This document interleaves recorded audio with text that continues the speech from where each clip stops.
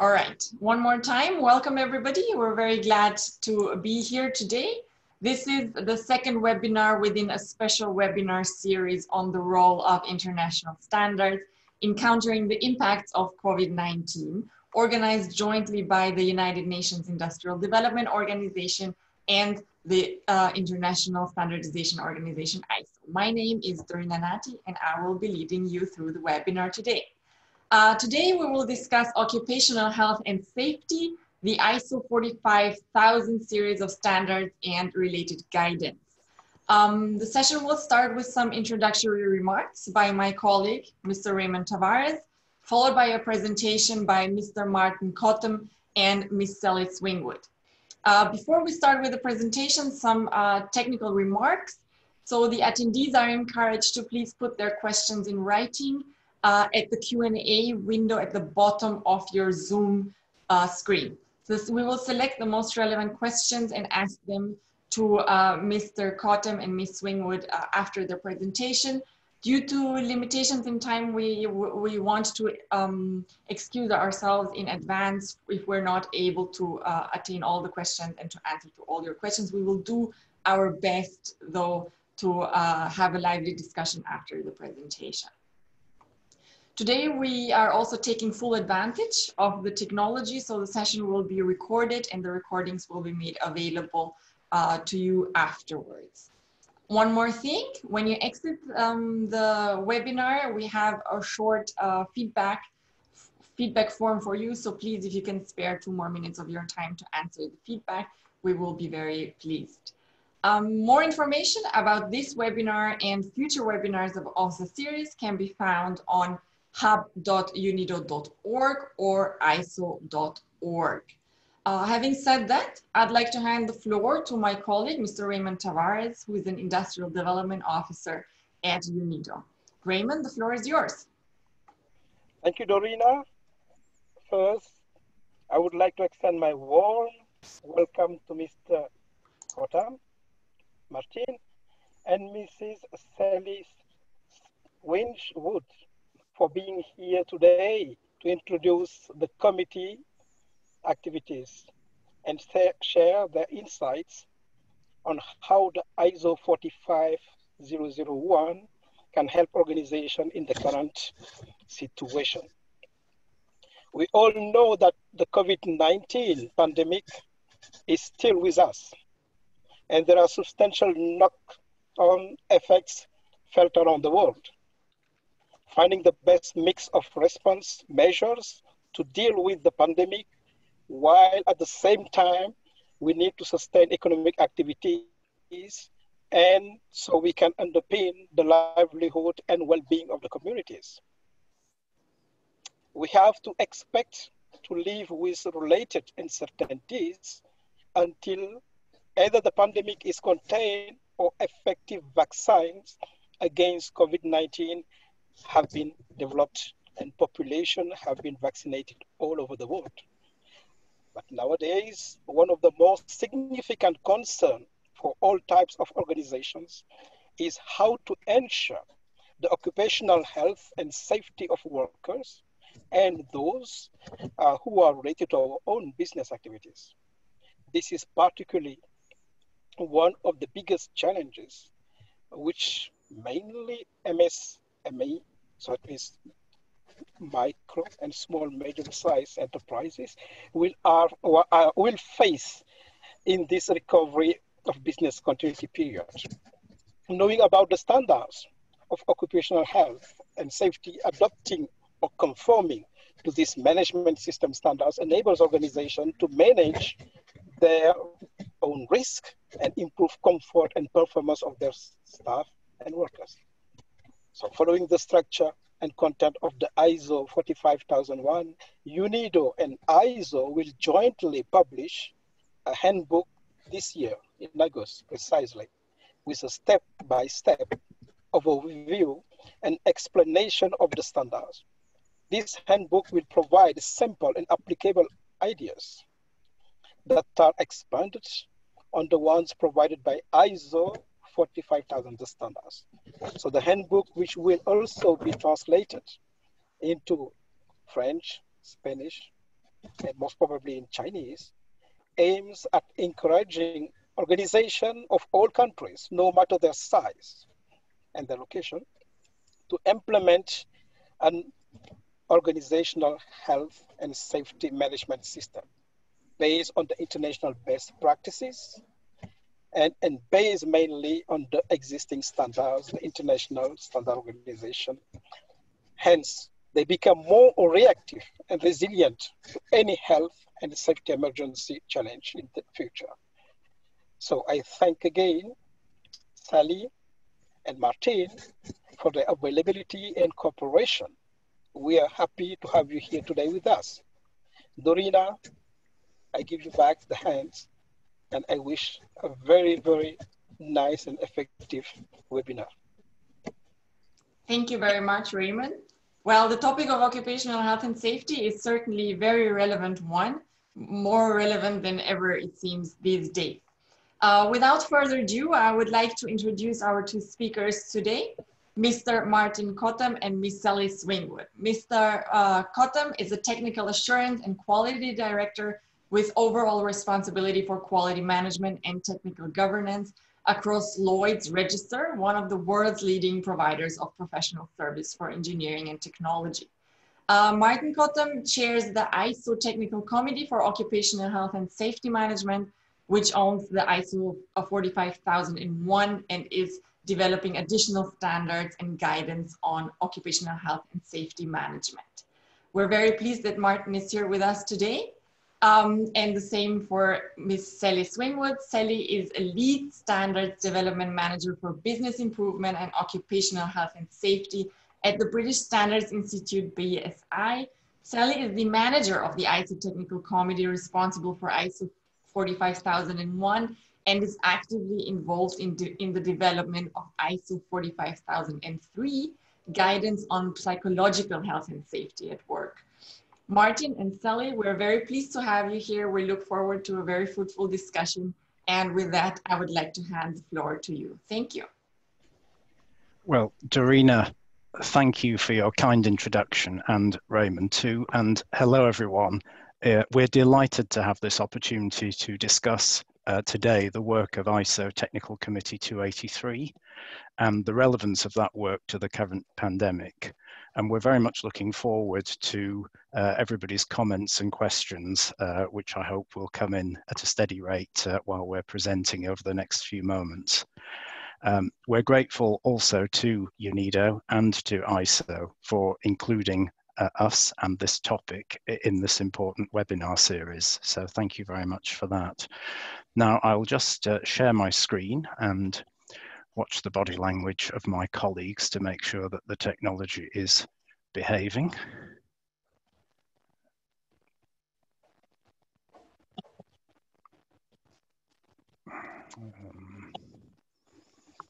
Is it happening?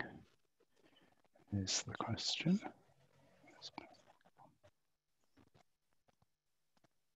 Oops.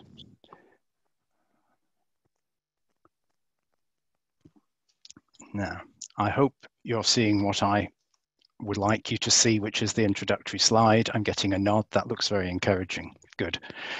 So in this presentation, what we'd like to do is provide you with an introduction to ISO Technical Committee 283 and talk a little bit about its current and future activities and the publications which either already exist or are in the pipeline.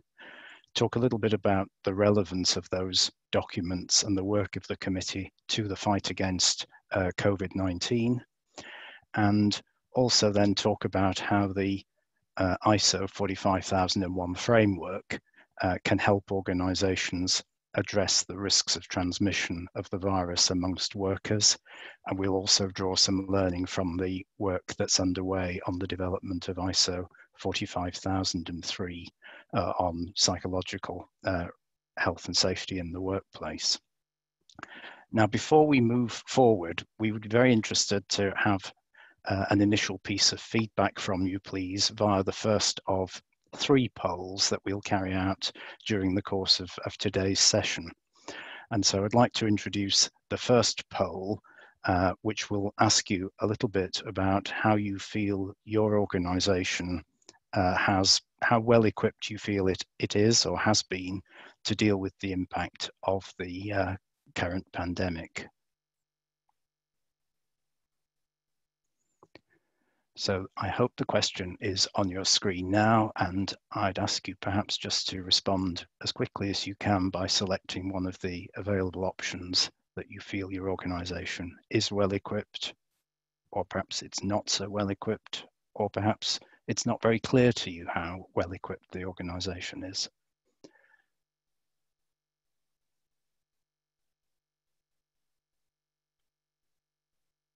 So I think we have a stable result now from the poll, and we can share that with you.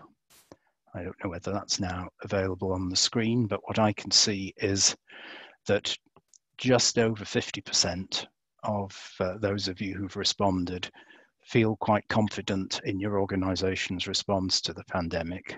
Around about 16% not so positive, and quite a large proportion, or a large number, 28%, not so sure. And that, I think that's interesting, and it's the positive side of that is encouraging to know that over half organizations represented here seem to be leaving their employees with a good feeling that they have this situation. It's within their capability to address it. But perhaps for those who are less sure, it does point to the fact that there are some challenges still for organizations around communication and building confidence and making sure that they have the right frameworks in place. So I hope that some of the information we'll share today will be useful in that context. So moving on, I'll just spend a few moments talking about the technical committee itself and giving you an introduction to our work. The committee is responsible for developing OH&S, Occupational Health and Safety Management standards and guidance, and it aims that that guidance should be applicable to organisations of various sizes, sectors, locations, and that we are, through that work, helping organisations to drive improvement in OHS performance. Now, the committee was formed in 2018, following the publication of ISO 45001, which was written by Project Committee, PC 283, the predecessor committee. On completion of that work, a permanent technical committee was formed, which Sally and I represent here today.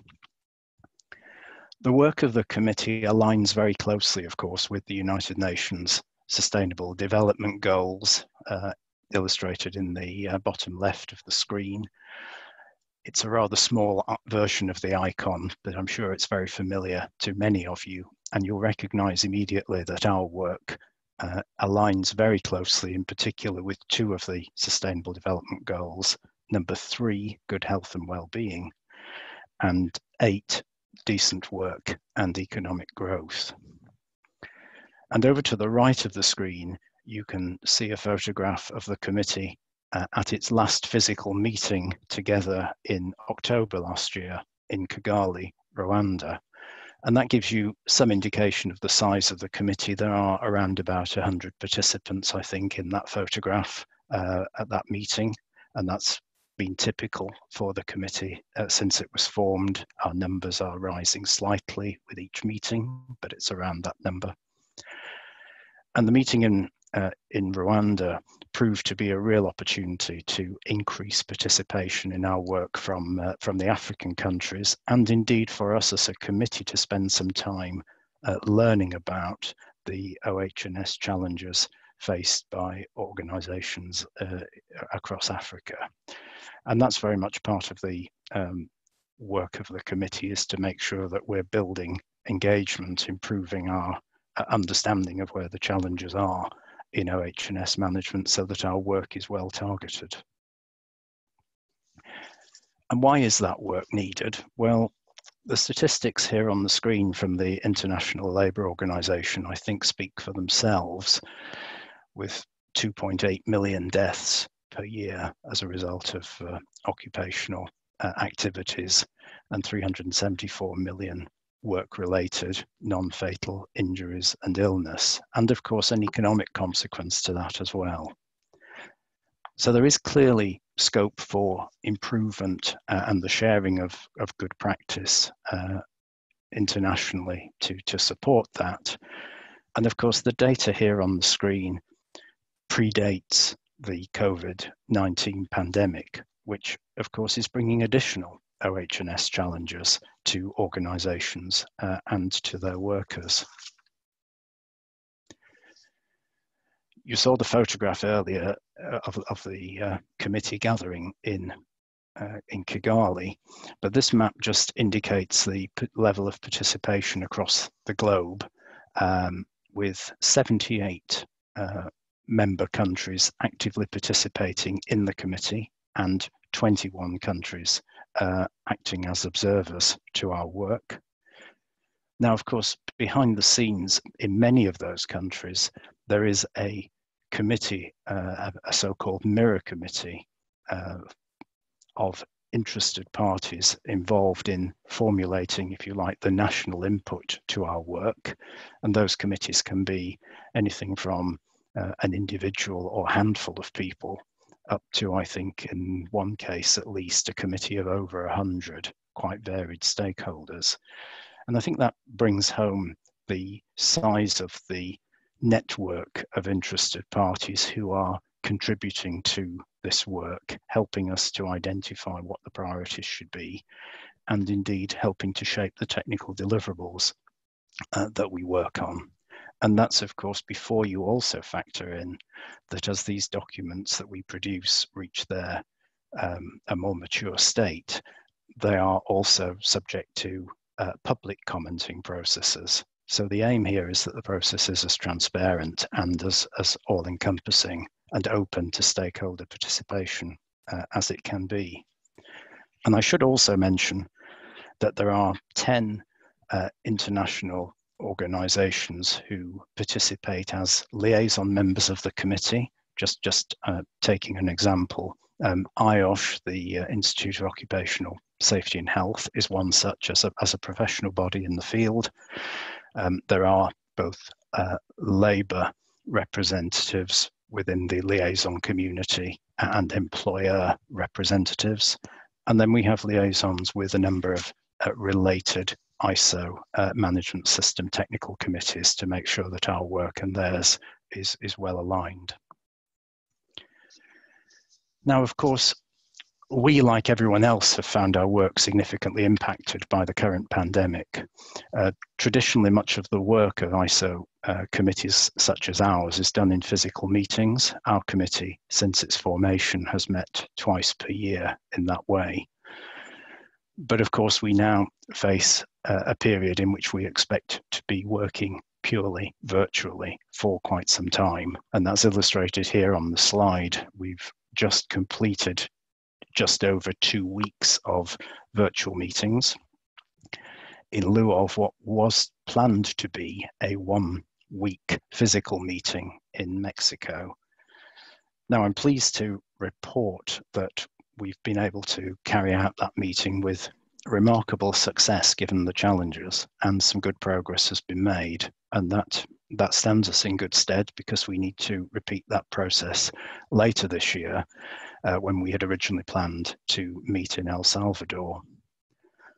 There are, of course, particular challenges to a committee of this size working virtually because, as you'll gather from the previous slide, our participants are spread over 100 countries, and therefore we have people in pretty much every time zone on the planet, which makes it quite difficult for participation, and people are very accommodating and happy to, or resigned to, dialing into meetings at some very strange times of day in order to help this work progress, and we're very grateful to the colleagues who do that.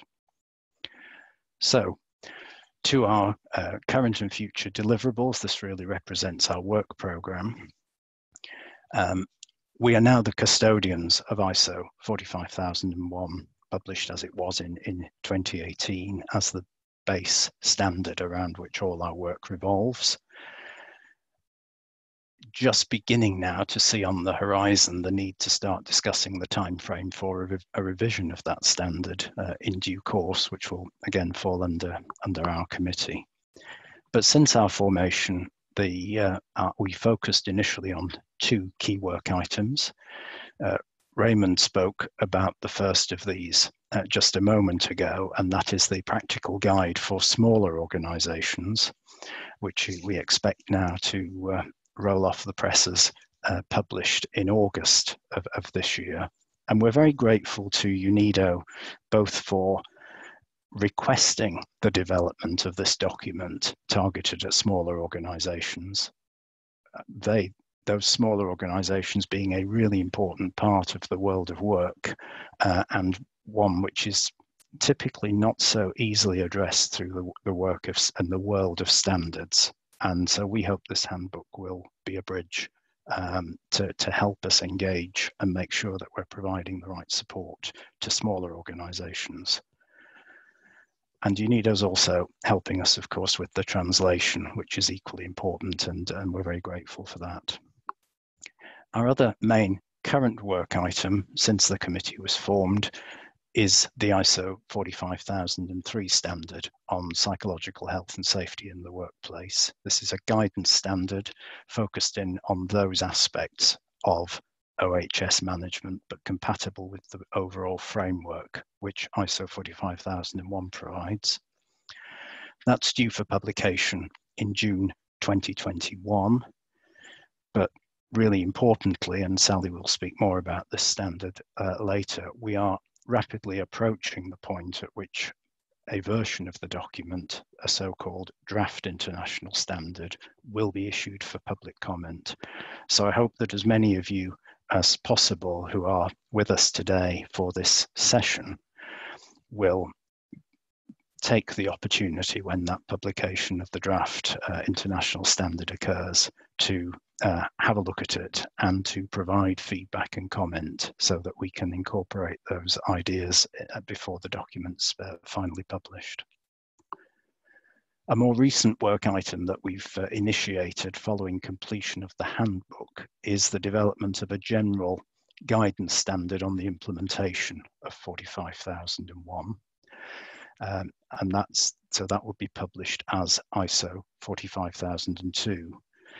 Now, those of you who are familiar with the predecessor management system standards in the field of occupational health and safety, and I'm thinking particularly of OSAS 18001, will know that it was accompanied by an implementation guide, OSAS 18002, and this is effectively a similar situation. We will provide a general implementation guide for the standard, and that piece of work's just got underway.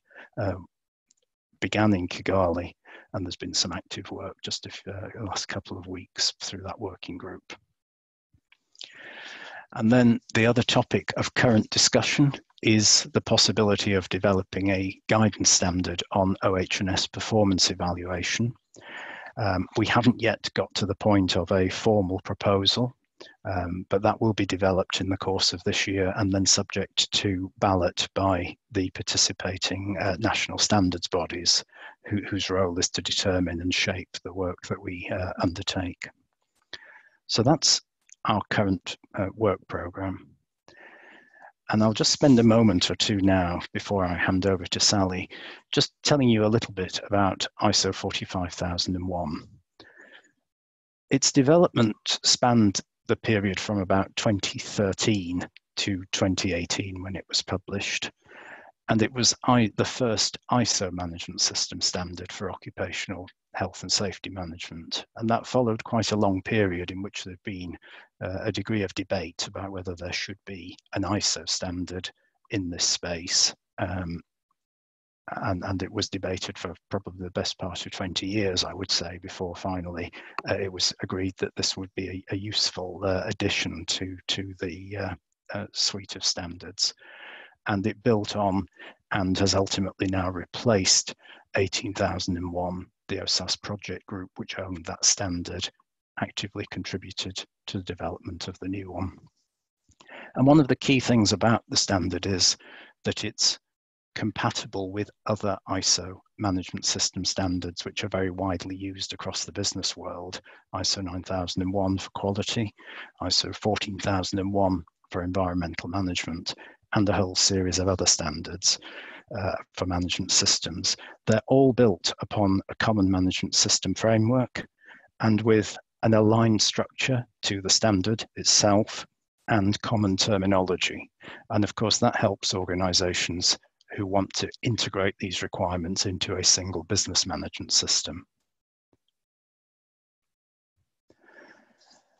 I talked about a common structure, and this slide illustrates that by showing how the content of the standard, and I'm thinking particularly now about the clauses that are represented by the blue circles, effectively mirror the familiar plan, do, check, act cycle, which is so widely used or recognized in business management. But I think I'd want to highlight one or two other aspects of this framework, which are important, perhaps distinctive. Important, of course, that leadership is recognized as a key enabler for the operation of a structured management system in an organization. And so leadership sits at the heart of the diagram and is key in the standard, and that's typical across many management system standards. What's less typical in terms of the emphasis in management system standards, but is really important here and emphasized strongly in ISO 45001, is worker participation. And that shared joint endeavour between leadership and workers, with both bringing important insights which help to shape effective OH&S management. So worker participation is a key theme, and it's more strongly represented in this standard than, for example, in predecessor standards like OSAS 18001. And there's another key feature which I just want to highlight, sitting out to the left of the square box.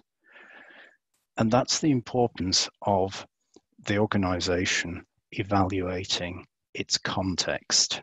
It's a rather unusual technical term the standard chooses to use, this word context, but effectively it means the internal and external environment in which it's operating. And it also includes an awareness of the needs and the expectations of interested parties. Now, of course, workers are interested parties, but there are many other interested parties as well, from suppliers, customers, regulators, authorities of various types. So there's a wide range of interested parties. And I think one of the key messages that this management system structure tries to convey is that the management system has to be tuned to take account of and properly address those internal and external issues and the needs and expectations of the interested parties. It's a risk management tool that has to be tuned to the risks, if you like, that the organization needs to manage and the context in which it's trying to manage those risks. And we might come back to this concept of context later in the discussion. But I'll stop here, and Sally will take over, I think, on the next slide and tell us a little bit about the work on ISO 45003. Thank you very much, Martin. Do you want to move on the slide? Thank you very much.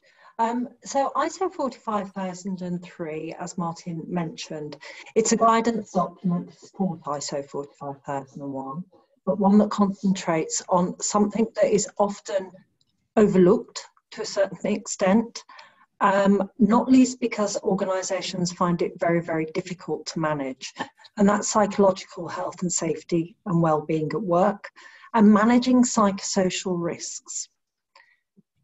There is a huge issue with psychological health and safety related to work in the world now. It's one of the leading causes of illness and sickness absence, and it costs economies billions each year. So it's very, very timely, even pre-COVID-19.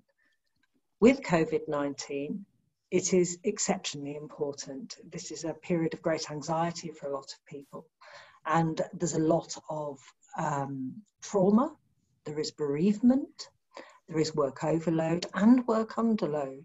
A lot of things that affect people's well-being and their ability to work well for their organisations. So depression, stress, burnout, anxiety, all the things in the bottom bullet are very ordinary, everyday issues that we need to tackle. And as I mentioned, most organisations have struggled in the past to know how to tackle them. And ISO 45003 aims to help you with this. It's full of practical examples of how to identify risks and how to go about managing them. Next slide, please, Martin. In addition to the external factors, including our current crisis, but all of the things that Martin was talking about before, external issues are always an issue in context. Your context will affect everything you do. And that's just as true for psychological health and safety as it is for physical health and safety. But with this particular work area, it's worth looking at three main areas which the standard sets out in tables: how work is organised, social factors, and the work environment. How work is organised is extremely important in the sense of shift work affects your psychological health and safety, for example. The level of work that you have, the pace you're expected to work at, deadlines, flexibility, whether you feel you have control over your work, whether you feel your work is meaningful. All of these things affect workers in terms of how happy they are at work and how productive they are at work. So there is a lot of conversation to be had and a lot of assessment to be done to make sure that work is organised in a way that is beneficial for the whole organisation and the workers who are performing the work activities. Social factors are, as I'm sure you're aware, complex. Particularly now, we have different issues at the moment where many of us are not in a physical workplace or are just resuming work in a physical workplace, but with physical distancing to limit the spread of the disease. But we still have to look out for all sorts of issues. When we're in the workplace, we may have issues, for example, of bullying or harassment. We may have issues where workers do not get on with their line managers. And it's very commonly said that workers don't leave organisations, they leave managers. These social factors are absolutely fundamental to the success of your organisation and the health and well-being of your workers. Whilst we're living in a physically distant world, we have the additional challenges, social factors of isolation, of feeling disconnected, of feeling very out of control in the way that we are working. And that brings us on to work environment. For many of us, our work environment has changed over the last few months, or is still changing. As people go back into physical workplaces, they will find they don't look the same as they used to. Their old behaviours are no longer safe. This again will cause anxiety, it will cause stress. These things are difficult to manage. ISO 45003, as Martin mentioned, we have just finished 2.5 weeks of virtual meetings, which were very interesting and really demonstrated the commitment of experts from all over the world to develop something which is practical and useful and available to people right now, because we're aware that there is a mental health crisis looming, if not already in place, because of the situation we're in.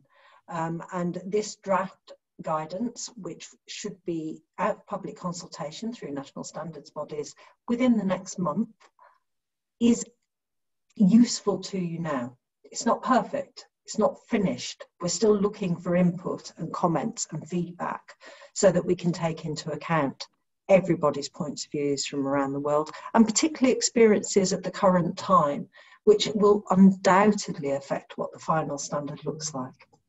Next slide, please, Martin. Okay, and I think this is handing back to me, Sally, and in fact our next poll, if I'm not mistaken. So we have a poll now, and I think maybe we just leave this slide on the screen for a second because it's a useful summary that you provided of some of those elements of this term psychosocial risk. And the question here is, to what extent for the organisations represented by the people here with us today, is it normal practice anyway within our management system, our management of occupational health and safety, to be addressing psychosocial risk? Often it is addressed in larger organisations, perhaps less so in smaller, but in terms of community here, be grateful if you would give us your feedback, please. Be interesting to see what your answers are, please.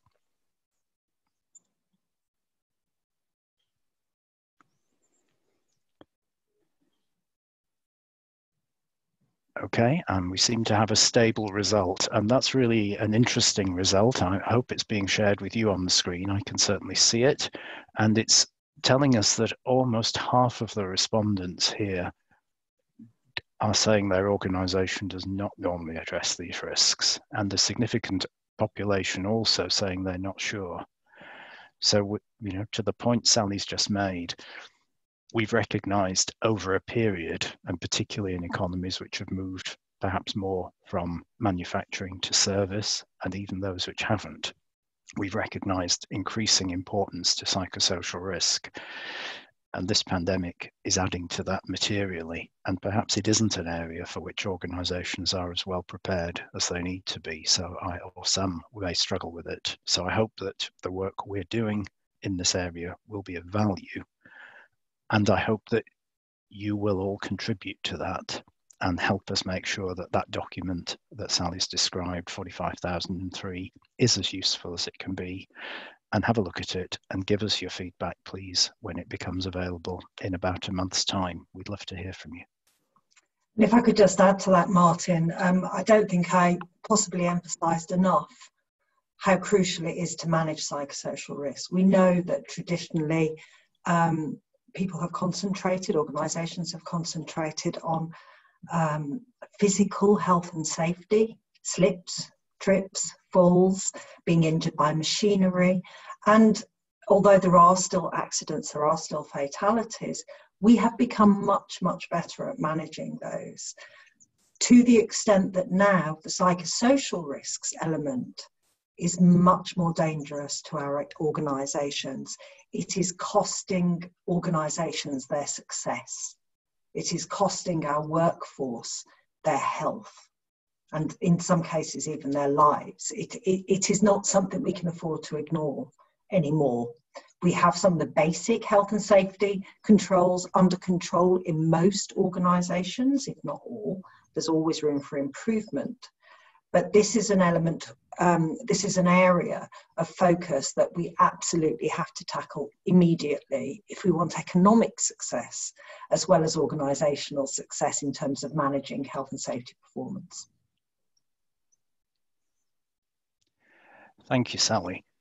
So we promised that we would talk a little bit about the relevance of the work of this committee to the fight against COVID-19, and we'll start just by spending a little time looking at what the overarching ISO 45001 framework can provide to us, as the name suggests, a framework within which to think about response to the pandemic and changing working arrangements appropriately.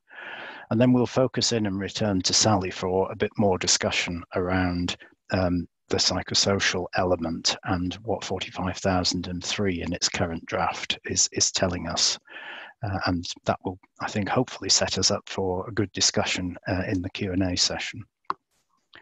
So here are some of the things I've drawn out from the 45,001 framework, which perhaps are relevant. There's so much, isn't there now, on social media and in other sources about how organisations should respond and can respond to this pandemic in terms of changes to their working arrangements.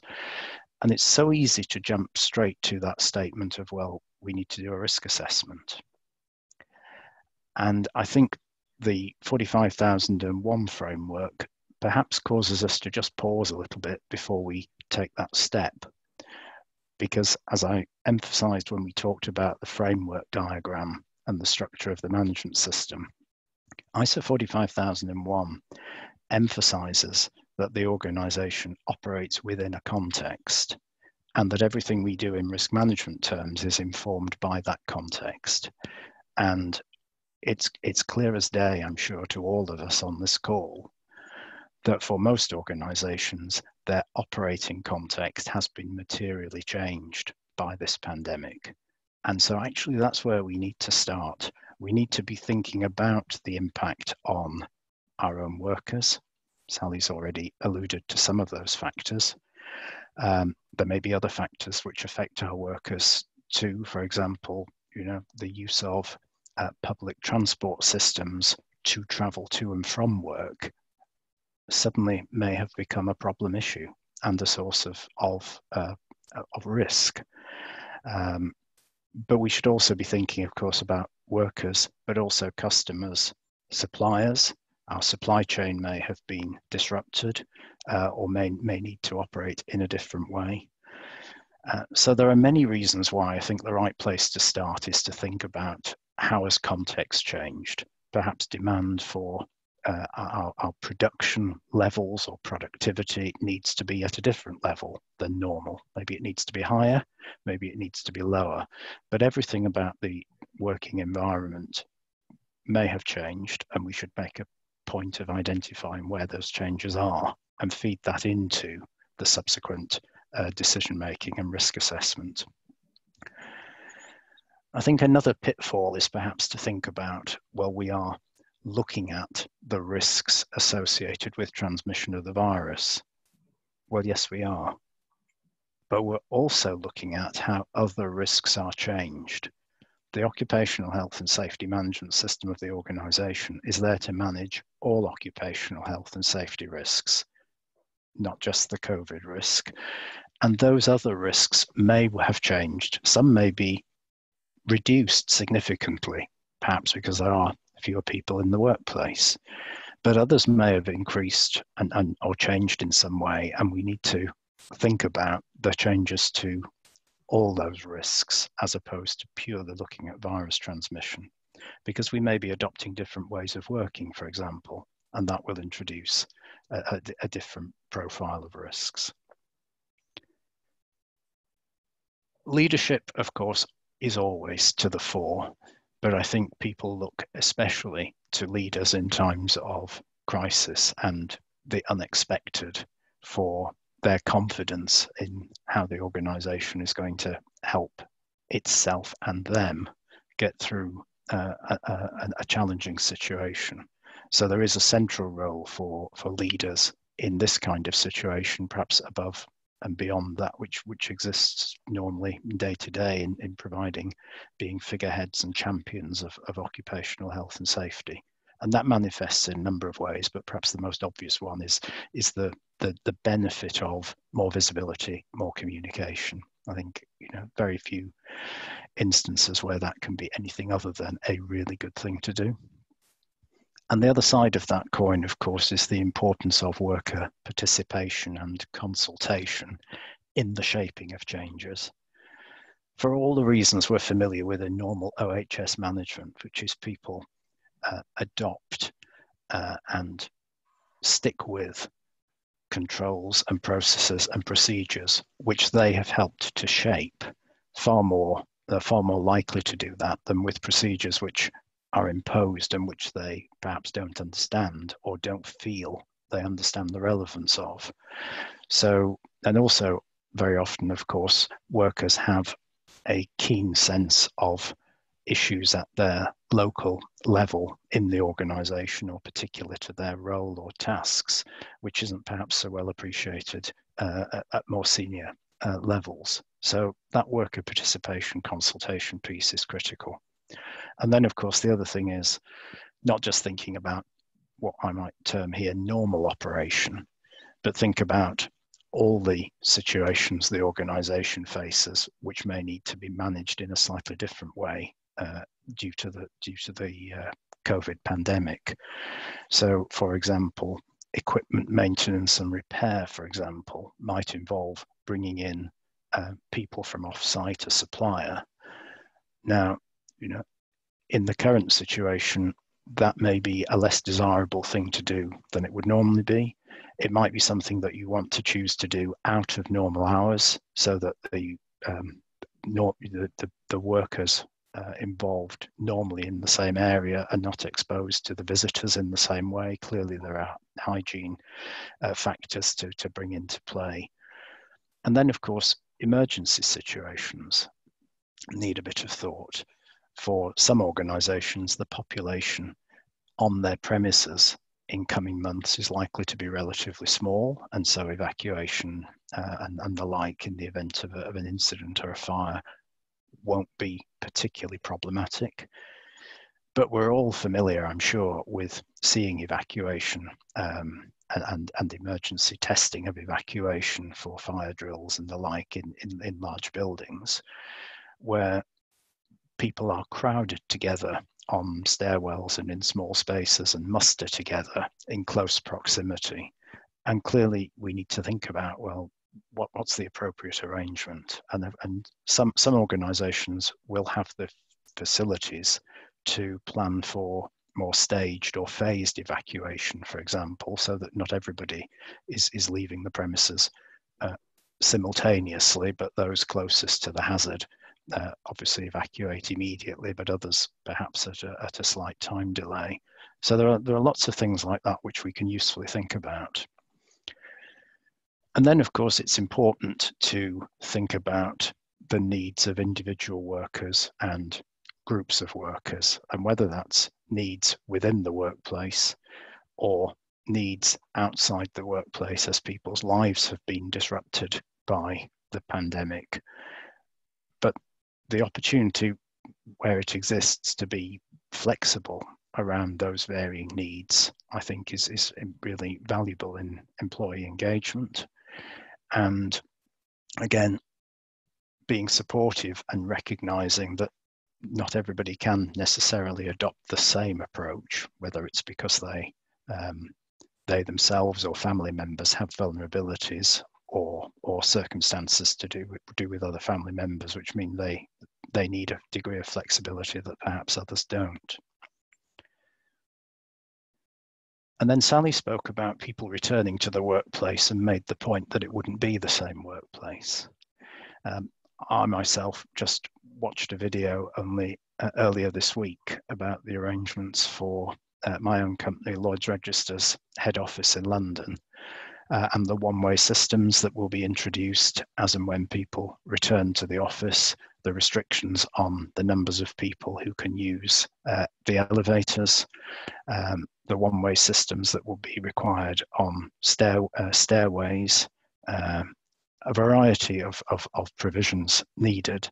And it will undoubtedly feel a very different place, and I'll have a curiosity about whether the evacuation arrangements are different, and is the mustering arrangement still the same?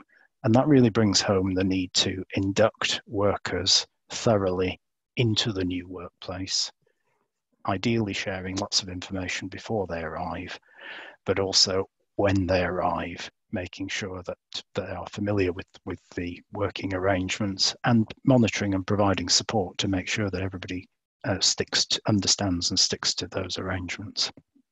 And therefore, monitoring performance, gathering feedback from those who are experiencing the new environment. There may be things that don't quite work and need to be reconsidered. And in particular, the ability to be agile. So people need to know where to give their feedback and to have some confidence that it will get acted upon fairly quickly. And of course, in all of this, we should, be considering whether there are opportunities for improvement, either short-term or long-term, due to the changes that we're making. So, a long-term change may be that we recognize that we can do an awful lot more than we realized with virtual meetings. And there's an OH&S benefit to the fact that we will have a lot less people driving at the end of a busy working day, or driving long distances to and fro to meetings with the attendant risks, and that we can eliminate that risk with greater use of virtual. But also, if we're reconfiguring the workplace for COVID protection, can we simultaneously perhaps improve the ergonomics of that workplace for people? Or perhaps there's an issue around improving the ventilation levels, but looking at this as an opportunity, or looking for those opportunities to improve overall OH&S performance, rather than focusing in too narrowly on specifically on the COVID risk. So with that, I'll move on to the next slide, and Sally's going to take over now and just talk a little bit about the 45,003 messages. Thanks, Martin. Much of what relates to psychological health and safety is identical to what Martin's already talked about.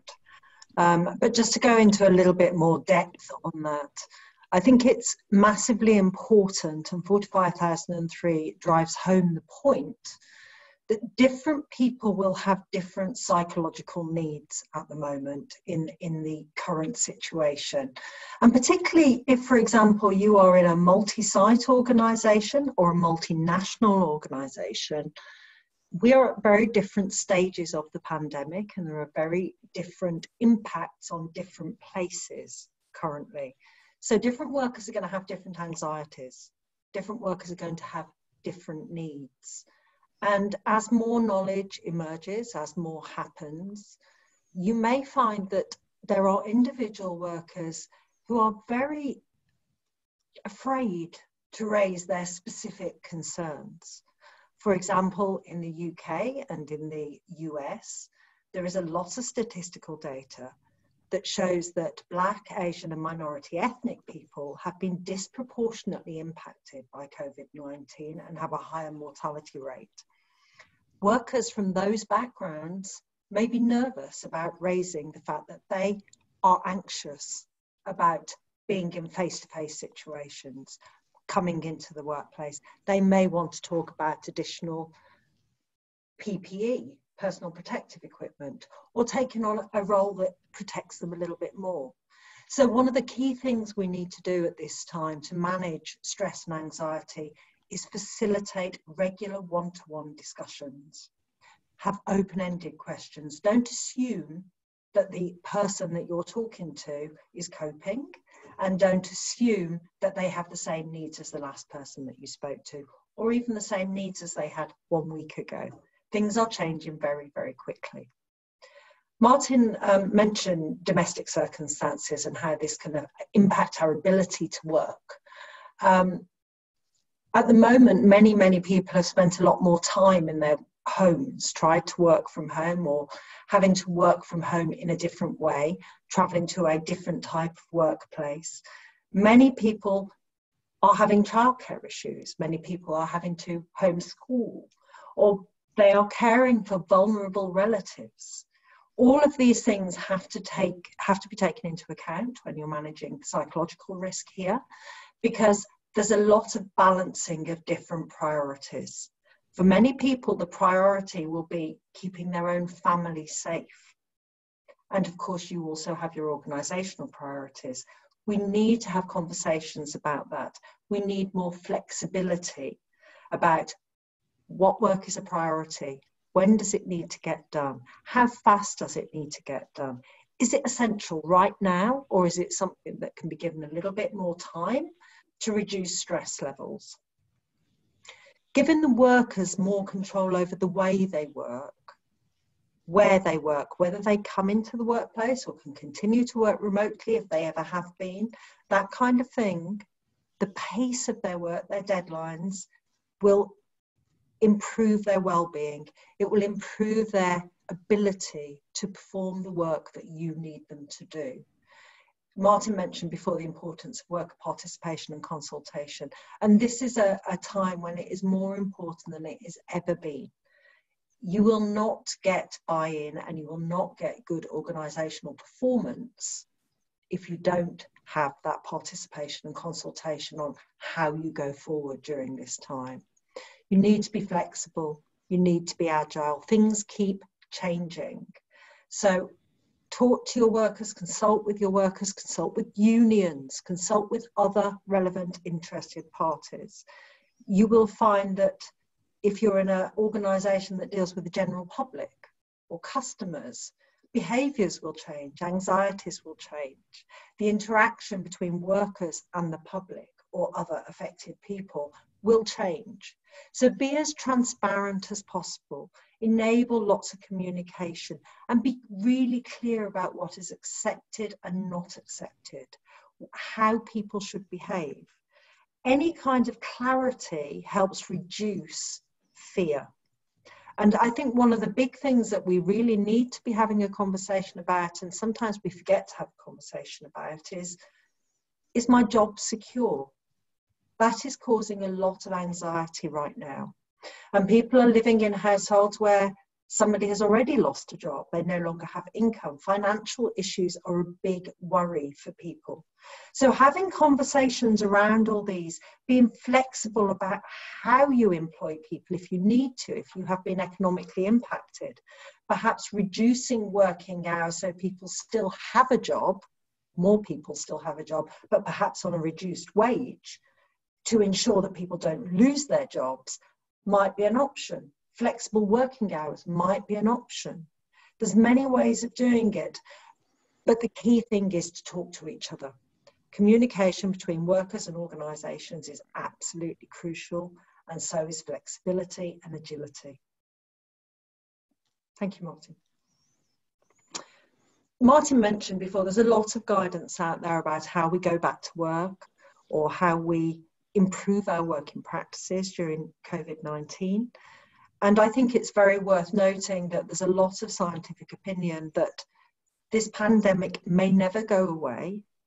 And even if it does, there may be other pandemics coming towards us. So this is something we've really got to think about, both in the immediate sense, but also for long-term resilience. BSI has produced a general set of safe working guidelines. This isn't a formal standard. It was developed over the course of about 2 weeks, which anybody who knows about standards development knows that doesn't happen. It takes years to develop a standard, to get all the consensus building. This first iteration was written, peer-reviewed and published in 14 days. We are currently revising this iteration based on a 2-week public commenting period, and we'll publish the new iteration at the beginning of July, when it will go out for public comment again. We know this is dynamic and we want to help organisations. So what we are trying to do with this document, which is free, anybody can download it, anybody can use it, it is useful right now. The second iteration will have more in it, more direct advice about the duty of care from organisations to those working at home, for example, or those with mobile workplaces rather than fixed workplaces, and what to do if there is an outbreak of COVID-19 in your organisation. Please do use it. Please get in touch with us and comment to us on how we can make it better. This is there for everybody. We need to think globally in terms of protecting each other, because this is a global situation. Thank you, Martin. And finally, stay in touch with us. We have a website with useful information. We put news updates in there. We share useful documents, and the committee generally, the details of what we're working on is in there. You can always email me directly and I can pass on inquiries or comments to relevant people in the technical committee. And we welcome absolutely maximum participation in what we're doing. We are only going to improve health and safety generally, and particularly at the moment, if we get feedback from all over the world. Share your good practices and share what doesn't work as well, so we can help avoid it in future. Thank you. Thank you, Darina. Thank you. Thank you very much, Sally, and thank you very much, Martin. This was a very, very interesting presentation. We got a lot of feedback. We also got a lot of questions from the audience. So I hope we will be able to answer some of them. Unfortunately, we might not be able to answer all of them, but let's give it a try. So as we all know, this situation that we are in right now is a global situation and a very new and unforeseen situation. So it's nothing that we have been in before.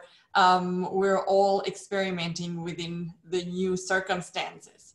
So is this situation, or is this situation of a global pandemic something that can be considered in a risk assessment, or how can it be factored in a risk assessment within the standard of 45,001? And what about the risks, not only of the workers, but beyond, like for society and for the families of the workers? So how far can the risk assessment go?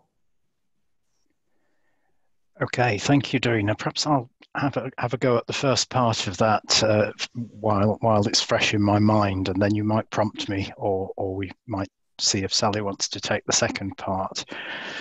I've heard I've had interesting conversations with colleagues, one of whom shared with me the concern just a few weeks ago of, well, how many organizations had identified the pandemic a pandemic in their business continuity planning? Now, you could say the same for occupational health and safety management planning as well. And we had an interesting discussion, because on the one hand, I think we would all acknowledge that the proportion of organizations who specifically had the word pandemic written into a plan and a series of actions is going to be quite small. I suspect, based on the things that Sally shared a moment ago in terms of our awareness as to the vulnerabilities that society has perhaps to this sort of situation as we encroach on the natural environment and population rises and international travel, makes it so easy now for viruses and diseases to spread, that perhaps it will feature going forward in some organizations thinking, and they may well scratch their heads to think about, well, are there other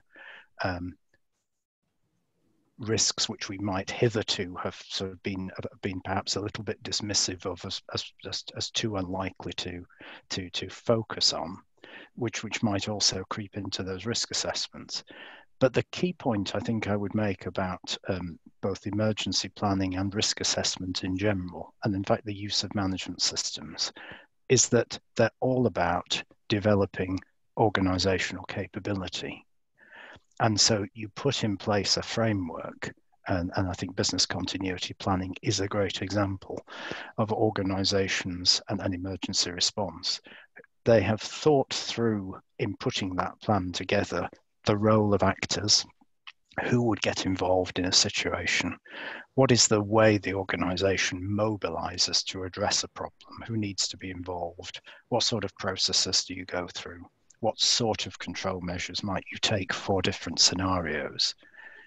The reality is, whether it's pandemic or any other kind of emergency or organizational challenge, they never turn out to be exactly what you planned for. That's not the point of the plan, in my mind. The plan is that it's developed your capability, and that you have a basic infrastructure and a competence there, which means that you're so much quicker off the blocks and so much more agile in then being able to address something which may have more or less resemblance to the thing you planned for, but you've at least taken yourself through the process of understanding how do you deal with those kind of situations. Thank you, Martin. Certainly, as this situation was unforeseen, it was very difficult to plan for it. Now we all find ourselves in a situation where we can only react in a resilient way. And it brings me to the next question. So more and more people are working from home now due to restrictions and to lockdowns all over the world. So what is the scope of the standard? So now home has become a workplace, while the standard as such certainly considers the workplace. Is home now part of the workplace, and how can this be considered through the standard? So how far can the assessment go? Well, I guess it's probably fair to say the home has been the workplace for quite a long time. With the growth of technology, a lot of people have some experience of working from home, or had some experience before the pandemic forced it upon us. And yes, it most definitely fits within the scope of an organisation's occupational health and safety management system. Just as, of course, Sally spoke about mobile workers. There are workers whose job is to carry out work in other people's homes, or in premises that don't belong to their organisation, or out on fixing the highways or the utility services where they're working, in outdoor environments. And in that sense, the workplace travels with the worker, is the way I think about it. The organisation has its own premises for which it has a particular set of responsibilities because it's responsible for the infrastructure. But then it also has to acknowledge its responsibility for the worker wherever they are in the course of work. And of course, not so much now does it include the choice of which airline you put people on, and whether that's a safe airline to fly on, and whether they're staying in hotels in reasonably safe parts of town. But if we ever return to what we used to think of as routine business travel, that is also part of the scope of the occupational health and safety management system, because it's a work-related risk to the worker. And to that other point, which I failed to address in your first couple of questions, I think it was about to what extent does the system extend to family members? And I think Sally described it very well earlier.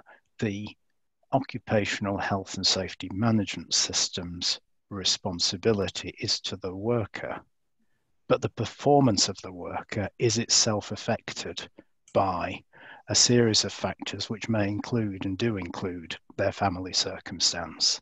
And it's to that extent, if you like, that the extent to which it impacts on the worker and their ability to perform and to perform their work in a healthy and safe way, that yes, we have to be alert to the fact that there are those family circumstances impinging. So I hope that helps with the question I ducked earlier.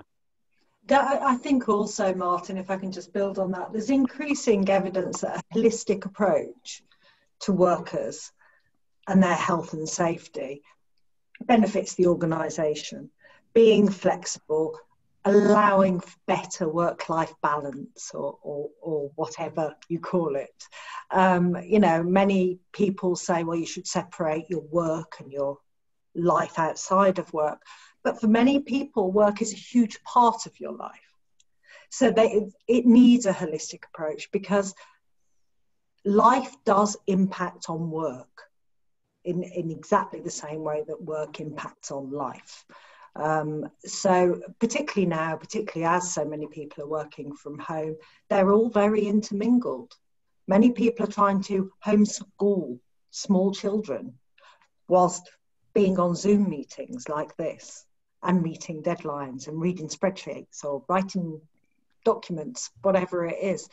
It impacts, all of it impacts.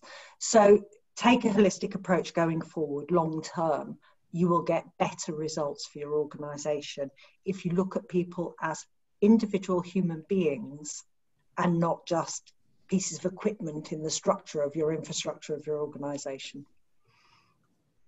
Certainly. Thank you, Sally. And talking about a holistic approach, while we are now working from home, we're working more and more remotely because physical meetings are not possible, and the ways we were used to work are not possible anymore. We work more and more remotely. We work more and more on computers, although many of us who already did this before the pandemic, but even more so now. So what are the risks? There are certainly risks related to working on computers and to the excessive use of computers and related illnesses and injuries. So is this something that's factored in the standard, or is this something maybe that needs to be factored more in the future?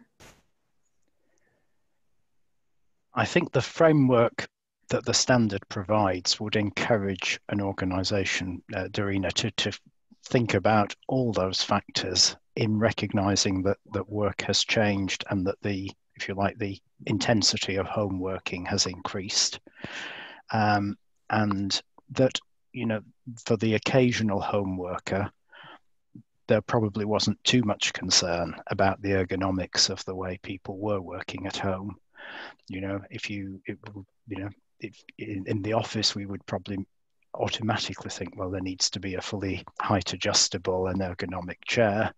We haven't been too concerned about workplaces where people perhaps were going to work from home once a month and would expect them to get up and stretch their legs and you know, take other actions to make sure that they were not suffering from the way they were working at home. But clearly organisations are going to have to think some more about that if people are going to become permanently home-based, and ask themselves the question, well, you know, do they need to provide more equipment for that purpose? I did hear of one very enlightened organisation which, just as the lockdown occurred in the UK, actually shipped a lot of the IT equipment which its team was using in London to their individual home offices, so that they had a fully ergonomic setup for those who could accommodate the kit at home. And that was a great thing to do.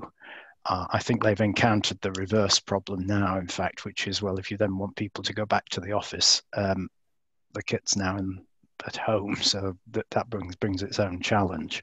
But yeah, I think, you know, organizations need to think both about the ergonomics, but I think the other point we should think about is that social interaction. People have different experience about whether they feel interaction via Zoom is as rewarding and enriching. I think for some people it certainly can be, and if you take the time, I saw something today on LinkedIn with somebody commenting that they felt they were getting to know their colleagues better through the interaction they had. Now everybody was working from home, and I thought that was a very positive indication that there is some potential there. We shouldn't be too concerned, if you like, that this is all negative. There are some challenges, undoubtedly, but I think there are ways of getting a good, you know, of some good coming from this in terms of future ways of working and perhaps future flexibility around ways of working. There are new psychosocial risks to consider as well, though. I think many people have experienced Zoom fatigue. It is exhausting working on camera, particularly in virtual meetings, for hour after hour after hour. And that is a risk to our health. Organisations need to encourage, to enable, to support workers to have breaks, proper breaks away from their screens regularly, not perhaps 1 hour at lunchtime where you go to a cafe and eat a sandwich and read your book, but lots of regular 10, 15-minute breaks, times when you are allowed to turn off your email and your phone and just not be connected anymore. There is a very real danger psychologically, if you are working from home now, that you are always at work. That there is no beginning and there is no end, and weekends are meaningless. You just carry on working. So there are a lot of issues there, and whilst 45003 does acknowledge this and there is guidance on that, it may be that by the time we come to the final publication, we have also built on it and developed it.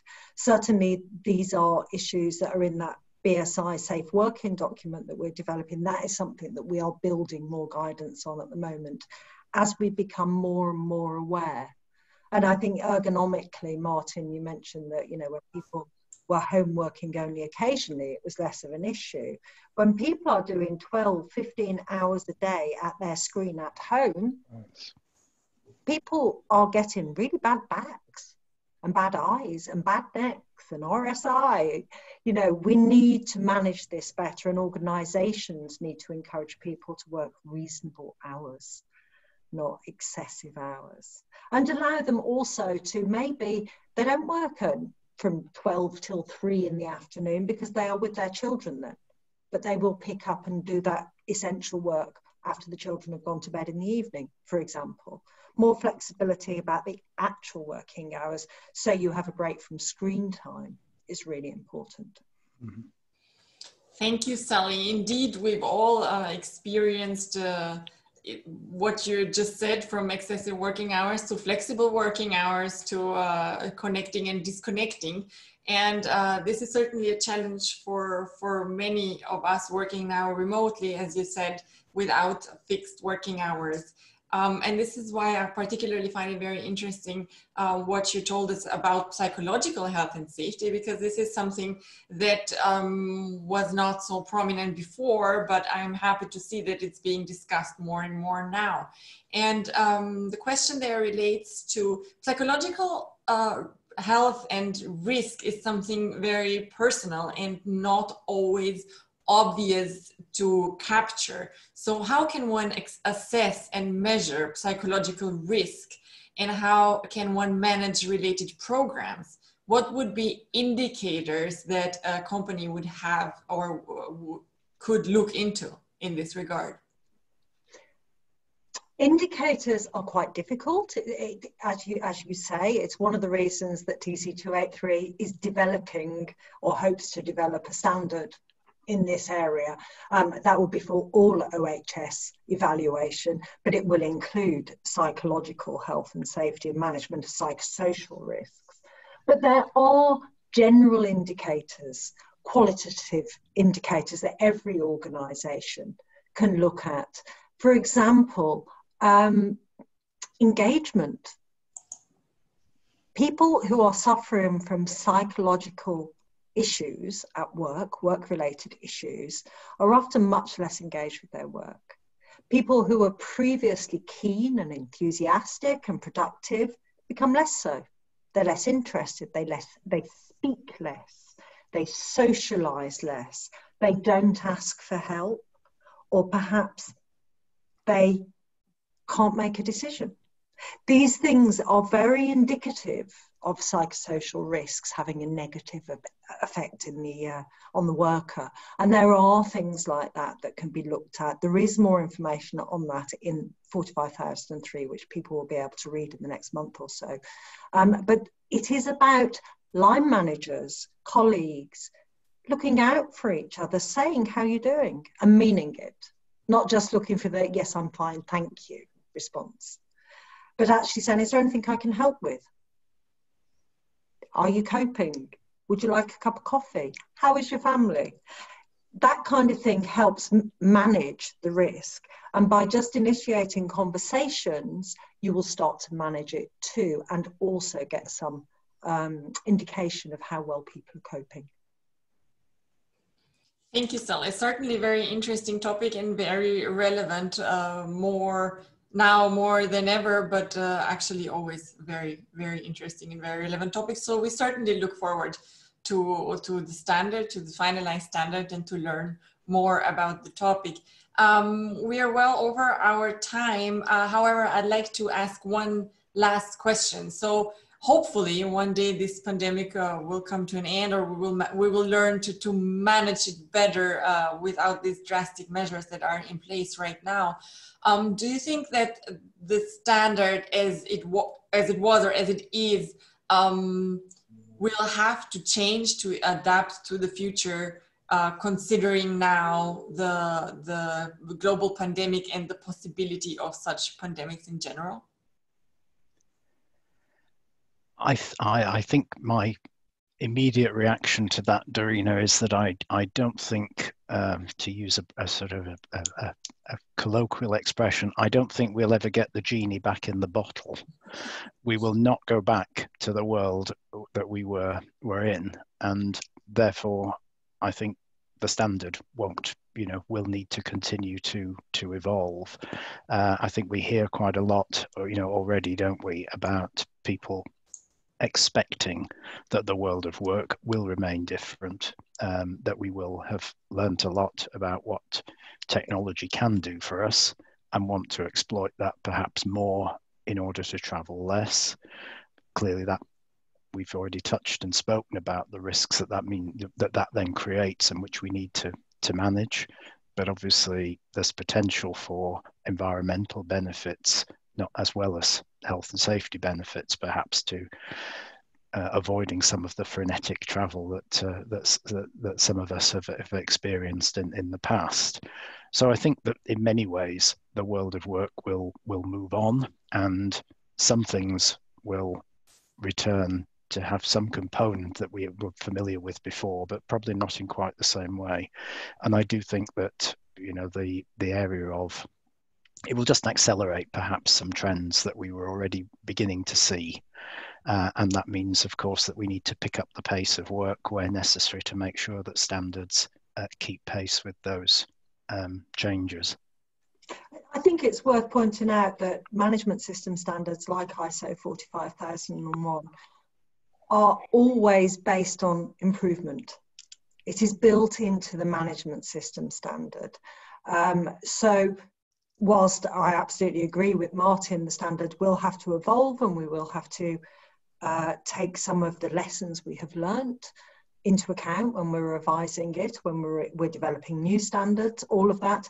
It is already in there, in the sense that we are meant to be constantly looking at our context, as Martin was stressing earlier, adapting to the changing risks, managing those risks. So yes, I'm sure we will build more stuff into new editions, and we will try and evolve ways of working more quickly to be more dynamic in our response to immediate situations, as many of us have and are continuing to do.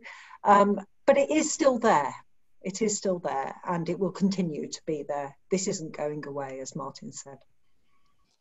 Thank you, Sally and Martin. This brings me to the last question that we have for our audience.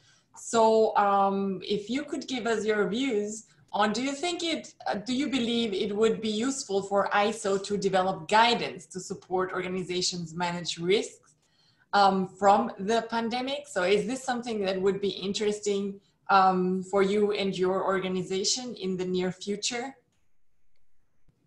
I'll give you some time to reply to the question before we close the poll. But certainly, as Sally and Martin already stressed, continuous improvement is very important. It has been important, and it is more important now. The future is changing and at unprecedented levels. So thank you very much. 96% of you say it is useful for ISO to develop guidance and support the organizations on the risks of the pandemic. This is very well taken by UNIDO and by ISO, the technical committee. So thank you very much for answering your questions. With that, we come to an end. I would like to say thank you again to everybody who participated. We had far more than 500 participants today. Thank you very much for your questions and for your interactive participation. We really got a lot of feedback and a lot of questions. We hope that you could take something away for you and your organization from this webinar. We would like to mention that there will be more webinars on the series, on the joint series of ISO and UNIDO. We will have a webinar on conformity assessment in the virtual world next week on the 25th of June. For more information on future webinars, but also if you want to view the recordings or get the material of this webinar, please go to hub.unido.org or iso.org. With that, I'd like to thank one more time Martin and Sally. Thank you very much for having been here with us today. It was truly a very fruitful discussion and very useful for all of us. Thank you very much, and I'd like to close the session with a round of applause for our speakers. Thank you very much. Thanks, Darina. Well, thanks for having us. Yes, thank you, Darina. And if you're happy to share the questions that there wasn't time to address today, we would find it very helpful, particularly given the feedback that the last poll provided, which is, well, actually, guidance would be useful. It would help us also to know what sort of questions were being asked today that we didn't get to, because obviously then we can bear that in mind. And obviously if we spot anything that we feel in the short term we can help with, or post any information onto our own website on some specific aspect, we can do that too. But I'm particularly interested to understand from the questions asked what sort of guidance we should be providing in the future. Sure, thank you, Martin. We will certainly make the questions available to you, and I hope, even if we could not answer them in this webinar, that an answer will be made available through one way or the other in the near future. Thank you one more time, and we officially close the webinar. Thanks a lot. Bye. Thank you. Bye-bye.